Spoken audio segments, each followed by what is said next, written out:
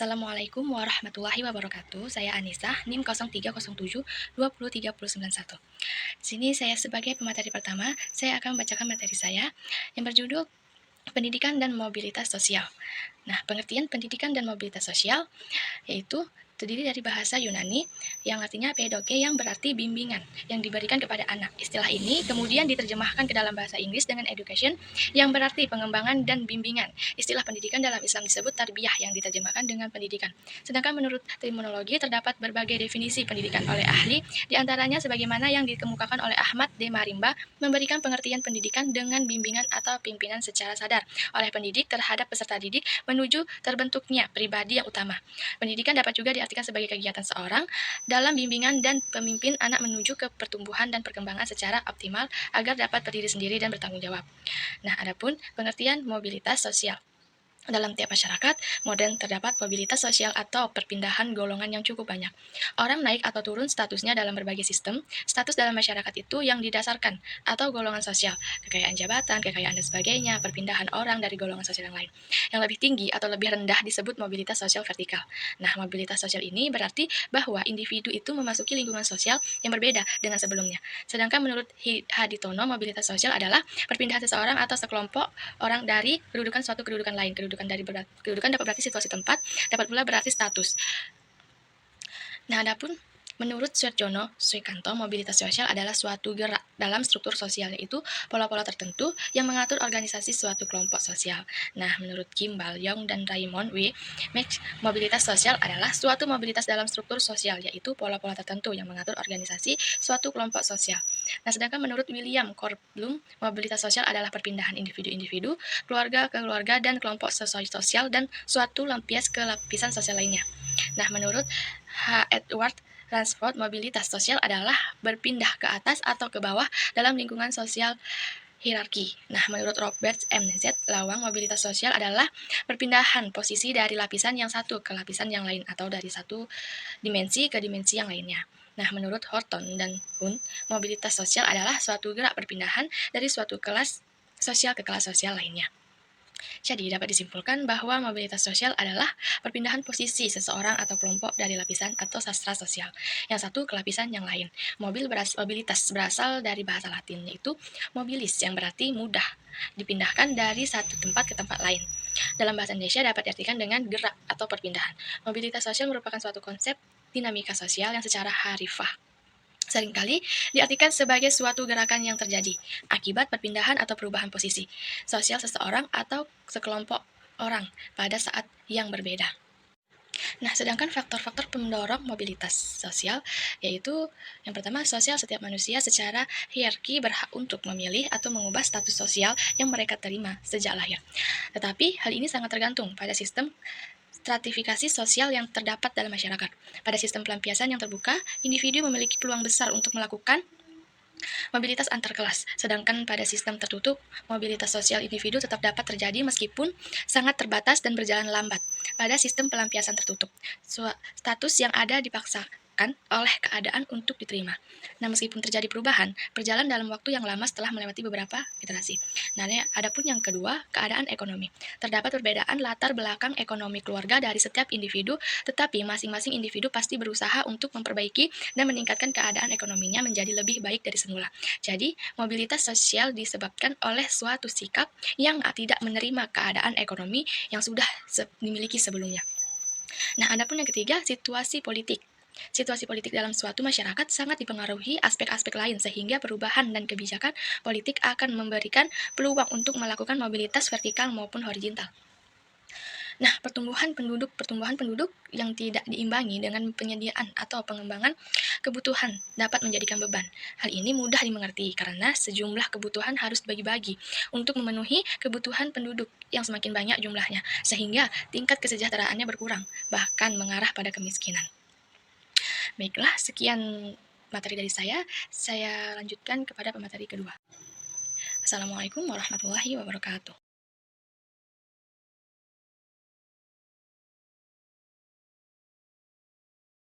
Saya akan melanjutkan materi yang sebelumnya disampaikan oleh Saudari Anissa, yaitu C. Faktor-faktor penghambat mobilitas sosial. yaitu ada 5. Yang pertama, perbedaan ras dan agama. Yang kedua, diskriminasi kelas. Yang ketiga, pengaruh sosialisasi yang kuat. Yang keempat, kemiskinan. Yang kelima, perbedaan jenis kelamin. Nah, yang pertama yaitu perbedaan ras dan agama. Biasanya pemerintah suatu negara menerapkan kebijakan tertentu yang membatasi hak-hak ras minoritas tersebut, seperti yang terjadi pada ras aborigin di Australia atau ras Indian di Amerika Serikat. Nah, yang kedua yaitu diskriminasi kelas. Hambatan juga dapat disebabkan oleh perbedaan perlakuan terhadap kelas sosial tertentu. Misalnya, pada zaman kolonial Belanda di Indonesia, sekolah formal hanya dapat diikuti oleh anak-anak Belanda, warga asing atau khususnya dari Asia Timur, dan kaum bangsawan pribumi yang memperoleh dukungan dari pemerintah kolonial Belanda. Nah, yang ketiga yaitu ada pengaruh sosialisasi yang kuat. Sosialisasi adalah suatu proses di mana seorang anak berpartisipasi menjadi anggota masyarakat. Jika proses sosialisasi ini berjalan dengan baik, maka pola-pola perilaku, cara pandang, dan persepsi akan tertanam dengan sangat kuat sehingga sulit dipengaruhi oleh unsur-unsur yang dianut kelas sosial lainnya. Misalnya, pada umumnya seorang anak yang dibesarkan oleh keluarga yang tinggal di pedesaan sederhana akan menghayati suatu norma dan nilai-nilai keluarganya, sehingga akan menolak atau bahkan menghindar bila bertemu dengan tata nilai dan norma dalam masyarakat kota yang dianggap tidak pantas dilakukan. Nah, yang keempat, yaitu ada kemiskinan. Banyak ilmuwan yang menjadikan kemiskinan atau kemiskinan material sebagai dasar permasalahan sulitnya masyarakat berubah dari kelas bawah ke kelas menengah ataupun kelas atas. Masyarakat miskin tidak memiliki akses yang memadai atas sarana informasi dan pendidikan, sehingga akhirnya tertinggal dari kelompok lain dan dari generasi ke generasi akan tetap berada pada kelas sosial yang sama. Nah, yang terakhir yaitu yang kelima ada perbedaan jenis kelamin. Meskipun telah disinggung sebelumnya bahwa sosiologi tidak memandang status pria lebih tinggi daripada wanita, namun pada kenyataannya masih banyak masyarakat yang memandang bahwa pria lebih superior. Hal ini mempengaruhi pencapaian prestasi, kekuasaan, dan status sosial yang dicapai oleh kebanyakan kaum wanita di seluruh dunia. Baik, selanjutnya yaitu D, proses terjadinya mobilitas sosial. Gerak sosial atau social mobility adalah suatu gerak dalam struktur sosial, yaitu pola-pola tertentu yang mengatur organisasi suatu kelompok sosial. Struktur sosial mencakup sifat-sifat hubungan antara individu dalam kelompok dan hubungannya adalah suatu gerak dalam struktur sosial yaitu pola-pola tertentu yang mengatur organisasi suatu kelompok sosial. Struktur sosial mencakup sifat-sifat hubungan antara individu dan kelompok dan hubungan antara individu dengan kelompoknya. Tipe-tipe gerak sosial yang prinsipil ada 2 macam, yaitu yang pertama gerak sosial yang horizontal dan gerak sosial yang vertikal. Nah, gerak sosial horizontal merupakan peralihan individu atau objek-objek sosial lainnya dari suatu kelompok sosial ke kelompok sosial lainnya yang sederajat. Misalnya, seorang yang beralih kewarganegaraan, beralih pekerjaan yang sederajat, atau mungkin juga peralihan lainnya. Dengan adanya gerak sosial horizontal, tidak terjadi perubahan dalam sederajat kedudukan seseorang ataupun objek sosial. Kemudian yang kedua ada gerak sosial vertikal. Nah, yang dimaksudkan di sini sebagai perpindahan individu atau objek sosial dari suatu kedudukan sosial ke kedudukan lainnya yang tidak sederajat sesuai dengan arahnya. Maka terdapat pula 2 jenis gerak sosial yang vertikal, yaitu yang naik atau social climbing, dan yang kedua yaitu social sinking atau yang turun. Kemudian ada pula mobilitas antar generasi atau perpindahan status yang dilakukan oleh 2 generasi, misalnya orang tua dengan anaknya, dan mobilitas intragenerasi atau terjadi dalam suatu kelompok generasi yang sama.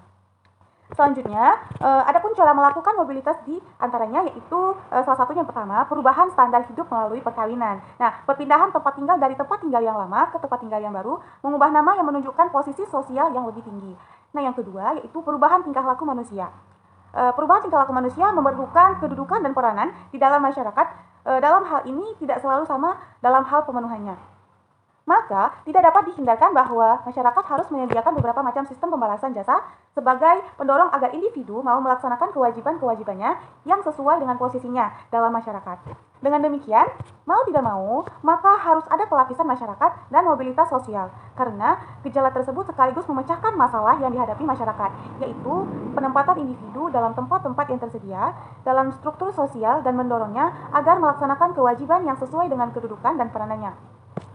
Selanjutnya, pengisian tempat-tempat tersebut merupakan daya dorong agar masyarakat bergerak sesuai dengan fungsinya. Akan tetapi, wujudnya dalam setiap masyarakat juga berlainan. Karena tergantung pada bentuk kebutuhan masing-masing masyarakat, jelas bahwa kedudukan dan peranan yang dianggap tertinggi oleh setiap masyarakat adalah kedudukan peranan yang dianggap terpenting, serta memerlukan kemampuan dan latihan-latihan yang maksimal. Baik, mungkin itu saja dari saya. Assalamualaikum warahmatullahi wabarakatuh.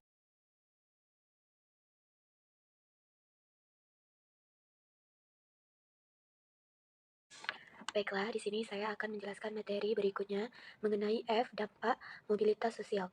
Yang pertama yaitu ada mendorong seseorang untuk maju, yang kedua mempercepat perubahan sosial, ketiga menimbulkan kecemasan dan ketegangan, keempat keretakan hubungan dalam kelompok.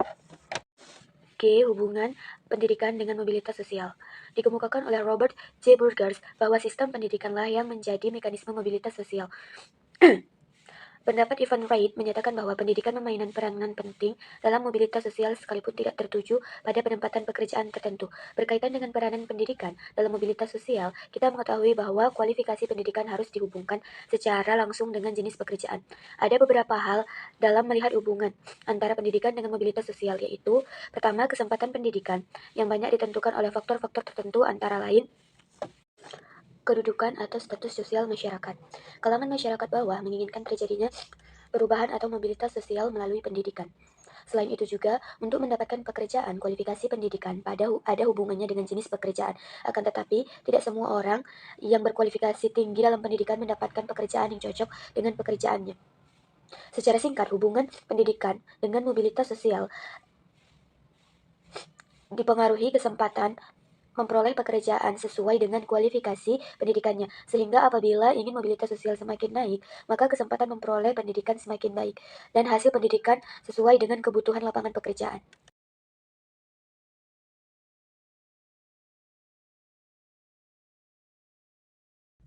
Baik, nama saya Teguh Yunus Hidayatullah akan melanjutkan pembacaan makalah bahwa sistem pendidikan yang menjadi mekanisme mobilitas sosial. Pendapat Ivan Reid menyatakan bahwa pendidikan memainkan perannya penting dalam mobilitas sosial, meskipun tidak tertuju pada penetapan pekerjaan tertentu. Berkaitan dengan peranan pendidikan dalam mobilitas sosial, maka mengetahui bahwa kualifikasi pendidikan harus dihubungkan secara langsung dengan jenis pekerjaan. Ada beberapa hal dalam melihat hubungan antara pendidikan dengan mobilitas sosial, yaitu kesempatan pendidikan yang banyak ditentukan oleh faktor-faktor tertentu, antara lain kedudukan atau status sosial masyarakat. Kalangan masyarakat bawah menginginkan terjadinya perubahan atau mobilitas sosial melalui pendidikan. Selain itu juga untuk mendapatkan pekerjaan, kualifikasi pendidikan dalam hubungan dengan jenis pekerjaan, akan tetapi tidak semua orang yang berkualifikasi tinggi dalam pendidikan mendapatkan yang cocok dengan pekerjaannya. Kesempatan pekerjaan di antara satu daerah dengan daerah lainnya berbeda-beda karena mobilitas sosial dipengaruhi adanya pendidikan. Maka pendidikan menghasilkan kualifikasi yang lebih banyak. Jadi secara singkat, hubungan dengan mobilitas sosial dipengaruhi kesempatan memperoleh pekerjaan sesuai dengan kualifikasi pendidikan. Kualifikasi pendidikannya. Sehingga apabila ingin mobilitas sosial semakin baik, maka kesempatan memperoleh pendidikan semakin baik. Dan hasil pendidikan sosial sesuai dengan kebutuhan lapangan pekerjaan. Peran pendidikan dalam mobilitas sosial. Pendidikan dalam kaitannya dengan mobilitas, maka pertama berakhir pada jabatan mandor, dan yang lainnya bermula dari kedudukan sosial. Kedudukan sosial hanya satu, tapi dua mobilitas harus mampu untuk mengubah mainstream. Peserta didik akan realitas sosialnya. Pendidikan merupakan anak tangga mobilitas yang penting. Pendidikan dapat menjadi penyandar bagi mobilitas. Artinya, dari 3 pendidikan yang ada, formal, informal, dan non-formal, nampaknya 2 dari 3 pendidikan tersebut dapat diandalkan pada pendidikan formal. Formal dunia pekerjaan dan dunia status lebih mempercayai kepemilikan ijazah tanda lulus seorang untuk naik jabatan dan naik status. Akan tetapi seiring perkembangan zaman kemudian, maka lebih mempercayai kemampuan individu atau skill, yang harus menghormati kepemilikan ijazah yang kadang tidak sesuai dengan kenyataan.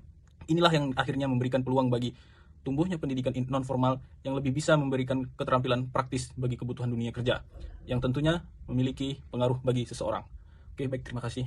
Assalamualaikum warahmatullahi wabarakatuh.